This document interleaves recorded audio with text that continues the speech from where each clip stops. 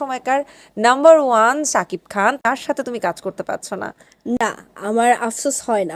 সেই ছোট্ট দিঘি আজকে অনেক বড় হয়ে গেছে। দিঘির কিন্তু গোপন তথ্য ফাঁস হয়ে গেল। তো আজকে আপনাদেরকে সেই তথ্যই দিব। ভিডিওতে ফার্স্ট থেকে লাস্ট পর্যন্ত থাকেন, অবশ্যই কিন্তু জানতে পারবেন কি গোপন তথ্য ফাঁস হলো। তো একটা টক শোকে দিঘিকে প্রশ্ন করা হয়েছিল হিরো হিসাবে কাকে চাও, আফরান নিশুকে না সাকিব খানকে। সে কিন্তু বলে দিয়েছেন সাকিব খানের সাথে কাজ করবে না, সে আফরান নিশুর সাথেই কাজ করবে। সে এরকম জানিয়েছেন টকশকে।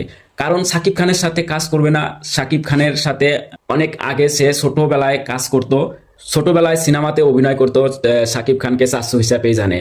দিঘি জানিয়েছেন এমনটাই। আরো বলেছেন দিঘি, সাকিব খানের সাথে অভিনেত্রী হয়ে যদি কাজ করি তাহলে দর্শকরা ভালোভাবে নিবে না, কারণ সাকিব খান আমার চাচু ছিল, তার মেয়ের মতো ছিলাম আমি, তো তার সাথে রোমান্টিক না, সেটা করা যাবে না। সেটা করলে দর্শক ভালোভাবে নিবে না, আমার কেরিয়ারও ধ্বংস হয়ে যেতে পারে।